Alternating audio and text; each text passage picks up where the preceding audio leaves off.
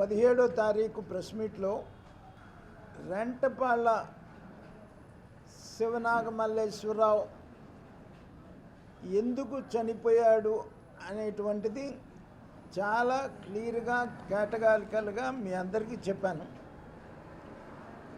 మీ ద్వారా ఈ రాష్ట్రంలో ఉన్నటువంటి ప్రజలందరూ కూడా చూసుంటారని నేను అనుకుంటున్నాను. కానీ నిన్న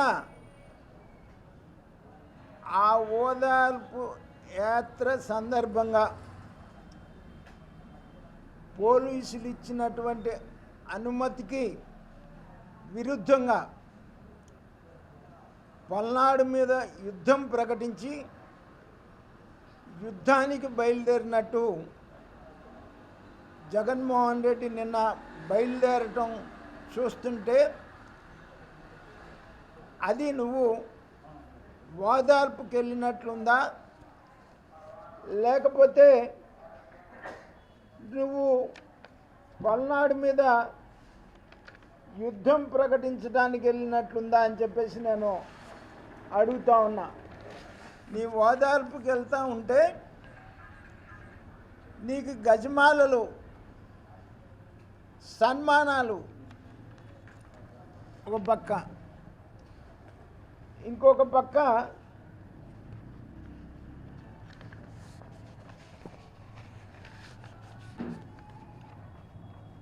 కొడతాం, చంపుతాం, నరుకుతాం, ఊరిపై ఉన్మాదులను వదిలిన జగన్, ఇంకొక పక్క ప్లే కార్డ్స్. 2029లో వైఎస్ఆర్సీపీ వచ్చిన వెంటనే గంగమ్మ తల్లి జాతరలో వేట తలలు నరికినట్టు రప్ప రప్ప నరుకుతాం ఒక్కొక్కడిని. మొదటి నుంచి కూడా నేను బీజేపీలో రాష్ట్ర అధ్యక్షుడిగా ఉండి కూడా ఈయన ప్రభుత్వం అధికారంలోకి వచ్చిన తర్వాత 4 నెలల్లోనే ఇది ఒక రాక్షస పాలన అని చెప్పేసి 4 మాసాల్లోనే చెప్పినటువంటి పరిస్థితి ఈరోజు వరకు కూడా జగన్మోహన్ రెడ్డి ప్రవర్తనలో నిన్న జరిగినటువంటి అరాచక ర్యాలీకి ఏమన్నా మరి సంబంధం ఉంది కదా?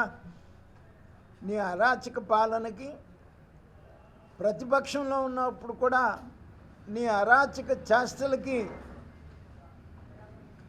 ఏమి మార్పేమి నీకు ప్రజలు బుద్ధి చెప్పినా కూడా వచ్చినటువంటి పరిస్థితి కాదు. పూర్తిగా 100కి 100 పాళ్ళు నాగమల్లేశ్వరరావుకి చావుకి కారణం వైఎస్ జగన్మోహన్ రెడ్డేను. దాంట్లో ఏ విధమైనటువంటి సందేహం లేదు. నిన్ను నమ్మి బెట్టింగులు పెట్టి బెట్టింగుల్లో ఓడిపోయి వాళ్ళ తండ్రి స్వయంగా కారెక్కించి గుంటూరు పంపించాడు.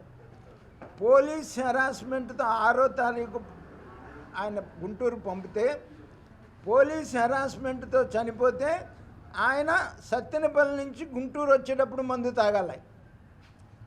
కానీ ఒక రాత్రి గుంటూరులో పండుకొని తెల్లవారి పొద్దున గుంటూరు నుంచి బయలుదేరి నేను 17వ తారీఖు చెప్పినట్టు వాళ్ళ బంధువులు అవమానపరిస్తే బయలుదేరి నువ్వు వెళ్ళి చావు అంటే బయలుదేరి అతను చచ్చాడు తప్ప పోలీస్ హెరాస్మెంట్లో అయితే సత్తెనపల్లి నుంచి గుంటూరు వచ్చేటప్పుడు తాగాలి. కానీ నీ బంధువుల హెరాస్మెంట్ వల్లనే గుంటూరు నుంచి సత్తెనపల్లి బయలుదేరి వచ్చేటప్పుడు చచ్చిపోయాడు. పైగా అతను మందు తాగింది 6వ తారీఖు, చనిపోయింది 9వ తారీఖు, ప్రభుత్వం వచ్చింది 12వ తారీఖు. ఇక ఎప్పుడు పోలీస్ హెరాస్మెంట్? నువ్వేసుకున్నటువంటి అధికారులే, నీ అధికారులే పోలీస్ స్టేషన్లో కూడా రెండు పార్టీలని ఇరు వర్గాలని కౌంటింగ్ రోజు గొడవలు అవుతాయని చెప్పేసి తెలుగుదేశం వైఎస్ఆర్సీపీ నాయకుల్ని స్టేషన్కి పిలిపిస్తే తెలుగుదేశం పార్టీ నాయకులు అందరూ కూడా నేల మీద కూర్చున్నారు. ఈ శివనాగమల్లేశ్వరరావు మాత్రం కుర్చీ మీద కాలు వేసుకొని పోలీస్ స్టేషన్లో కూర్చున్నటువంటి సందర్భం. మరి ఇంకా పోలీస్ హెరాస్మెంట్ ఎక్కడ? కావాలని పోలీసుల మీద నిందేసి నీ అప్పుల భాగవతం బయటపడుద్దని చెప్పేసి ఆ రోజున పోలీసుల మీద నిందేశారు. ఆ రోజునున్నటువంటి సిఐ కూడా 100కి 100 పాళ్ళు ఎలక్షన్ రోజు కానీ, ఎలక్షన్ ముందు కానీ, ఎలక్షన్ తర్వాత కానీ వారికే సహకరించినటువంటి పరిస్థితి. ఇంకొకటి ఉదాహరించాడు ఆయన పెదనెమలపురికి సంబంధించినటువంటి గుత్తా లక్ష్మీనారాయణ విషయంకి వచ్చేటప్పటికి. ఈ గుత్తా లక్ష్మీనారాయణ విషయం కూడా ఈయన విశాఖపట్నంలో ఫర్నిచర్ వ్యాపారం ఇన్స్టాల్మెంట్ బేసిస్ మీద అప్పులు ఇస్తుంటాడు. ఇతను అప్పుల పాలై ఇతనికి ఇవ్వాల్సినటువంటి బాధితులు డిఎస్పికి కంప్లైంట్ చేస్తే డిఎస్పి పిలిస్తే వాళ్ళ కంప్లైంట్ మేరకు నేను అంత ఇవ్వాల్సినంత అవసరం లేదండి, నాకు 15 రోజులు సమయం ఇస్తే నా దగ్గర ఆధారాలు ఉన్నాయి, నేను 14 లక్షలు మాత్రమే ఇవ్వాలి అని చెప్తే 15 రోజులు టైం డిఎస్పి ఇస్తే బయటకు వచ్చిన తర్వాత ఆయనకి ఇంకా ఉన్నటువంటి అప్పుల వల్ల నాకున్న సమాచారం మేరకు ఆయన ఇల్లు కూడా జప్తు జరిగిందని, ఆ అవమానానికి అతను ఆత్మహత్య చేసుకుంటూ అతను పెట్టినటువంటి వీడియో మరి అది కూడా ఫేకే. మీకు ఫర్ ఎవర్ ఇన్ఫర్మేషన్ వాళ్ళ తల్లి మా తెలుగుదేశం సభ్యత్వం ఉంది, తీసుకురా చూపించు. అతని తల్లికి అతనే 100 రూపాయలు కట్టి మా తెలుగుదేశం సభ్యత్వం ఇప్పించాడు. మొన్న జరిగినటువంటి సభ్యత్వంలో ఈ రెండు కూడా ఒక నీకున్నటువంటి క్రిమినల్ మైండ్ ఆలోచనతో, నువ్వు దురుద్దేశంతో పల్నాడు ప్రజల్ని అవమానపరిచే విధంగా నిన్న నీ ర్యాలీలో 2 ప్రాణాలు బలికొన్నావు. ఇంకో పోలసాని జయవర్ధన్ రెడ్డి, చిల్లి సింగయ్య వీళ్ళిద్దరు ప్రాణాలు బలికొన్నావు నీ అరాచక ర్యాలీ వల్ల, నీ పైశాచిక ప్రవర్తన వల్ల. అలాగే అన్నం పున్నమ్మ అనే ఆమెకి భృగుబండ విలేజ్ ఆమె కూడా లెగ్ ఫింగర్స్ ఫ్రాక్చర్ అయ్యి హాస్పిటల్లో ఉన్నటువంటి పరిస్థితి. నువ్వు ప్రజాస్వామ్యాన్ని గురించి మాట్లాడుతుంటే దెయ్యాలు వేదాలు వల్లిస్తున్నట్టున్నాయి. నేను రాష్ట్ర బీజేపీ అధ్యక్షుడిగా మీ సాక్షిగా అనేక ప్రజా సమస్యల మీద నిరసన తెలియజేయాలి అని చెప్పేసి మేము పిలిపిస్తే రాత్రే వచ్చి గేట్లకు తాళాలేసి పోలీసులు మమ్మల్ని హౌస్ అరెస్టులు చేసినటువంటి సందర్భం మీ సాక్షిగా అనేక సార్లు చూశారు మీరు.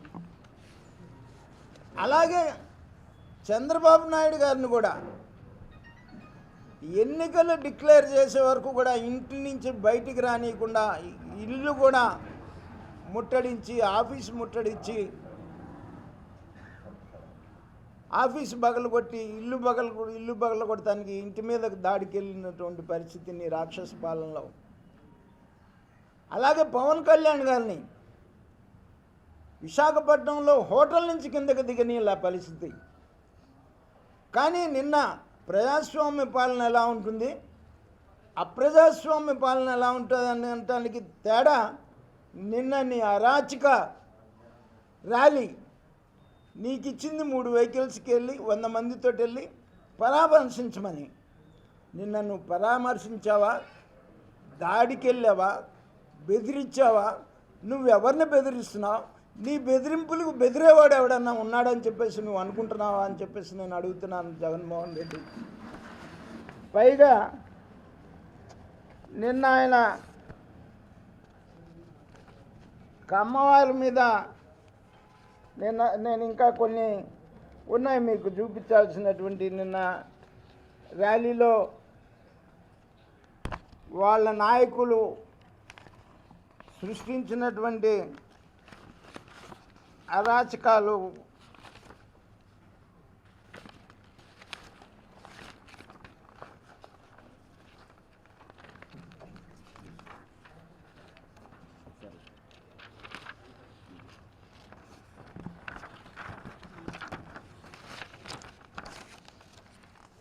ఎప్పుడన్నా వైసీపీ ప్రభుత్వంలో ఏ నాయకుడైనా బయటికి రాగలిగాడా? నిన్న మీ నాయకులు మరి బ్యారికేడ్స్ని ఎత్తేసి పోలీసుల్ని నెట్టేసి వైలేషన్స్, పోలీసులు ఇచ్చినటువంటి పర్మిషన్స్ని వైలేట్ చేసి మీరు ప్రవర్తించినటువంటి తీరు జగన్మోహన్ రెడ్డి అరాచకత్వానికి, రాక్షసత్వానికి 100కి 100 నిదర్శన. నిన్న నీ వల్ల చనిపోయినటువంటి 2 చావులకు కూడా నువ్వే బాధ్యత వహించాలి. నేను అడుగుతున్నా జగన్మోహన్ రెడ్డి, ఎప్పుడో 13 నెలల క్రితం బెట్టింగుల్లో చచ్చిపోయిన ఆయన చూడటానికి వెళ్ళిన నువ్వు నీ ర్యాలీలో చనిపోయిన వాళ్ళని ఒక్క క్షణం ఆగి పరామర్శించి వాళ్ళని హాస్పిటల్లో చేయించేటువంటి సమయం కూడా నీకు లేదా అని నేను అడుగుతున్నా. నీకు ఇచ్చిన సమయం ఎంత? నిన్న నువ్వు తీసుకున్న సమయం ఎంత?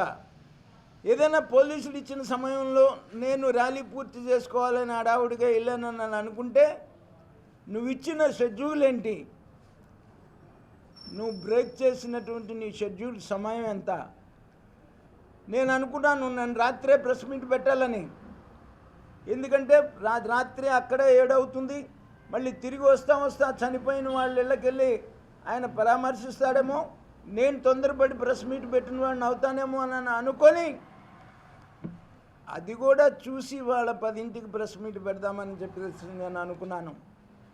నీ వల్ల, నీ యుద్ధానికి బయలుదేరినటువంటి నీ అరాచక ర్యాలీ వల్ల 2 ప్రాణాలని బలికొన్నావు. కనీసం వాళ్ళ కుటుంబాలకు నువ్వేం చెప్తావో మరి వాళ్ళ ఒక్క మాట కూడా నీ నోటి నుంచి వచ్చినటువంటి సందర్భం దాని గురించి లేదు అని అడుగుతా ఉన్నాను. దానికి నువ్వేం చెప్తావు, వాళ్ళ కుటుంబాలకు ఏం చెప్తావు అని అడుగుతా ఉన్నాను. అలాగే నిన్న పాపం ఆయన ఒక ముసలి కన్నీళ్ళు కార్చారు కమ్మవారి గురించి. పాపం కొంతమంది కమ్మవారు తెలుగుదేశం పార్టీతో డిఫర్ అయి నిన్ను నమ్మి నీతో కలిసి ప్రయాణం చేద్దామని చెప్పేసి నీ దగ్గరికి వస్తే వాళ్ళని నువ్వు ఆ రోజున ఎలా వాడుకున్నావు? వాళ్ళందరి చేత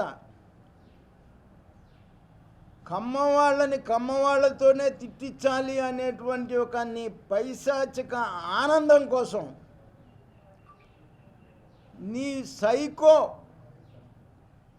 కళ్ళల్లో ఆనందం నింపటం కోసం నువ్విచ్చినటువంటి స్క్రిప్ట్ని చదివించి ఇవాళ వాళ్ళందరూ కూడా ఇబ్బందుల్లో పడటానికి కారణం ఆ శాపం నీది కాదా జగన్మోహన్ రెడ్డి అని నేను అడుగుతా ఉన్నా. పైగా అందరి పేర్లు చదివావు. నువ్వు చదివినటువంటి వాళ్ళందరూ పేర్లు కూడా ఎంత అప్రజాస్వామ్యంగా, గౌరవప్రదమైనటువంటి శాసనసభని ఒక కౌరవ సభ చేసి, బూతుల సభ చేసి ప్రజాస్వామ్యాన్ని అపహాస్యం చేయించి సునకానందం రాక్షసానందం పొందినటువంటి పరిస్థితి నీది ఆ రోజున నువ్వు గుర్తు రాలేదా అని చెప్పేసి నేను అడుగుతా ఉన్నా. వాళ్ళ మీద ఒకవేళ నువ్వు మొసల కన్నీరు కారుస్తూ ఉన్నావు, ఆ శాపం నీది కాదా? దానికి నువ్వే బాధ్యుడివి. ఎవరు బాధ్యుడు, ఎవరు తప్పు, ఏం తప్పు అని అడుగుతున్నావు కదా. 100కి 100 పాళ్ళు ఇవాళ వాళ్ళు అనుభవిస్తున్నటువంటి శిక్షలకి నీ పైశాచిక ఆనందం కమ్మవారిని కమ్మవారితోనే తిట్టించాలి అనేటువంటి ఒక నీ సిద్ధాంతంతో వాళ్ళతో ఆ రోజున కుటుంబ సభ్యులను కూడా అసభ్యకరమైనటువంటి మాటలు మాట్లాడించడం, అది ఆ పాపానికి బాధ్యుడు కూడా నువ్వేం చెప్పేసి నేను చెప్తున్నాను. జగన్మోహన్ రెడ్డి, నీకు కమ్మవారి మీద ఉన్నటువంటి ద్వేషంతో మా ప్రాంతం మొత్తాన్ని సర్వనాశనం చేసావు. అమరావతిని 3 రాజధానుల పేరుతో మా ప్రాంతం మొత్తాన్ని సర్వనాశనం చేశావు. I was the first politician. నేను అమరావతి బీజేపీ రాష్ట్ర అధ్యక్షుడిగా ఉండి అమరావతి వెళ్ళినటువంటి వాడిని, అమరావతి ఉద్యమం ముందుండి నడిపినటువంటి వాడిని. ఎందుకంటే మా ప్రాంతం అభివృద్ధి చెందుద్ది, ఈ ప్రాంతానికి మా భవిష్యత్ తరాలకి మేము ఇంతకాలం రాజకీయాల్లో ఉన్నందుకు ఈ ప్రాంతాలకి మా ప్రాంతంలో రాజధాని వచ్చింది అని చెప్పేసి ఉద్దేశంతో బీజేపీలో ఉండి నేను ఫస్ట్ పాలిటీషియన్, నేను సుజనా చౌదరి గారు ఇద్దరము ఆ రోజున వెళ్ళి మీ ఉద్యమం ముందుండి నడుపుతాము అని చెప్పేసి ఆ రోజున భరోసా ఇవ్వబట్టి ఆ రోజున కవులు కూడా వేశారు రైతులకు. ఈరోజు గుర్తు చేస్తా ఉన్నాను. నేను దీక్ష చేసింది కూడా నేనే. ఒక రాజకీయ పార్టీ రిజల్యూషన్ చేసింది కూడా భారతీయ జనతా పార్టీ రాష్ట్ర అధ్యక్షుడిగా ఉండి నేను చేశాను. నీకు కమ్మవారి మీద ఉన్నటువంటి ద్వేషంతో అమరావతిని మా ప్రాంతాన్ని సర్వనాశనం చేశావు. ఆ ప్రాంతం మొత్తం మీద కూడా కోట్ల విలువ చేసేటువంటి భూములన్నీ కూడా లక్షలకి పడిపోవడానికి కారణం నువ్వు కాదా అని చెప్పేసి నన్ను అడుగుతా ఉన్నాను. నీకున్నటువంటి కమ్మ ద్వేషం కాదా అని చెప్పేసి నేను అడుగుతా ఉన్నాను. అలాగే కమ్మవారు అన్ని వ్యాపారాల్లో ఉన్నారని, అన్ని వ్యాపార రంగాల్ని, రియల్ ఎస్టేట్ రంగం కానీ, విద్యారంగం కానీ, వ్యవసాయ రంగం కానీ, హాస్పిటల్స్ కానీ, సినిమా రంగం కానీ, ఒకటి కాదు విద్యారంగం కానీ, అన్ని వ్యవస్థల్ని సర్వనాశనం చేసింది నీకు కమ్మవారి మీద ఉన్నటువంటి ద్వేషంతో కాదా అని చెప్పేసి నేను అడుగుతా ఉన్నా. అదే నీకు శాపమై 2024లో నీ తలకు చుట్టుకుంది. ఎందుకంటే నువ్వు ఆ వ్యాపార వ్యవస్థల మీద ఎప్పుడైతే పడ్డావో, ఆ వ్యాపార వ్యవస్థల్లో కమ్మవారు ఉంది 30%, 40%. ఇతర కులాలు 60%, 70% ఉన్నటువంటి రంగాలు ఉన్నాయి. నీ వల్ల అన్ని కులాలు సర్వనాశనమైనాయి. అన్ని కులాలు ఏకమై నీకు 2024లో బుద్ధి చెప్పటం జరిగింది. అది నీకు కమ్మవారి మీద ఉన్నటువంటి ద్వేషం తప్ప. ఇవాళ నువ్వు కమ్మవారి గురించి మాట్లాడుతూ ఉంటే దెయ్యాలు వేదాలు వల్లిస్తున్నాయి. జగన్మోహన్ రెడ్డి, నీ అబద్ధపు మాటలు, మోసాల మాటలు ఇవాళ ఎవడు కూడా ప్రజలు నీ 5 సంవత్సరాల అరాచక పైశాచిక పాలన చూసిన తర్వాత నువ్వు ఎన్ని నాటకాలు వేసినా కూడా, ఎన్ని డ్రామాలు ఆడినా కూడా నమ్మేటువంటి పరిస్థితి కాదు. నిన్న చనిపోయినటువంటి 2 కుటుంబాలకి నువ్వేం చెప్తావో సమాధానం చెప్పాల్సినటువంటి అవసరం ఉంది అని చెప్పేసి ఈ సందర్భంగా నేను డిమాండ్ చేస్తూ ఉన్నాను.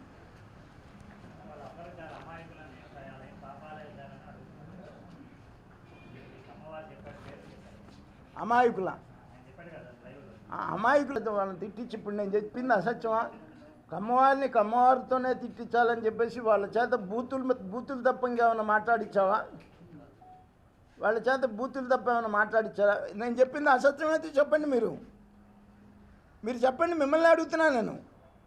ఇందుట్లో నేను చెప్పిన దాంట్లో ఏది అసత్యమో మీరే చెప్పండి. మిమ్మల్ని అడుగుతున్నా నేను. అట్లాగే మరి నువ్వు అంటున్నావు మరి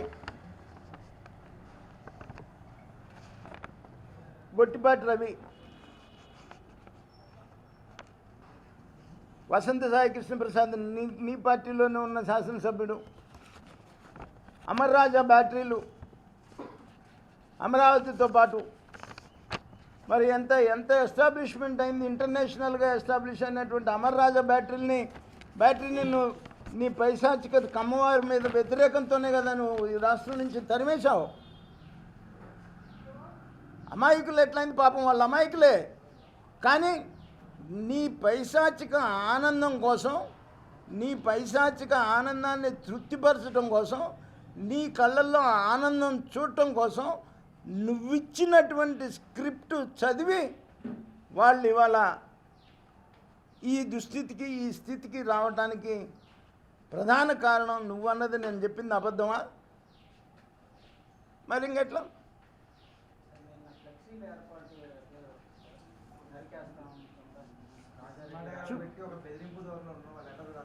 చూపించాం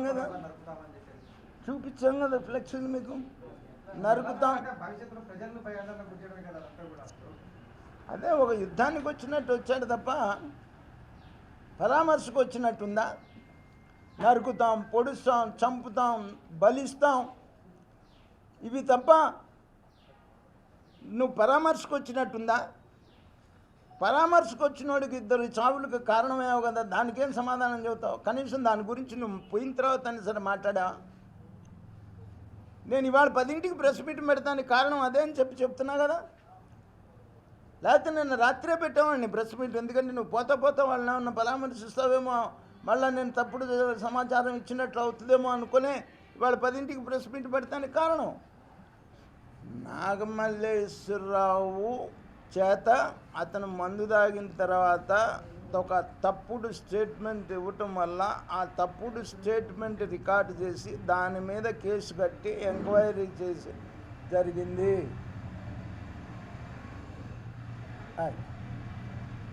మీరు ఇచ్చినటువంటి తప్పుడు కేసు వల్ల కేసు కట్టి ఎంక్వైరీ చేశారు, సిఐని సస్పెండ్ చేశారు.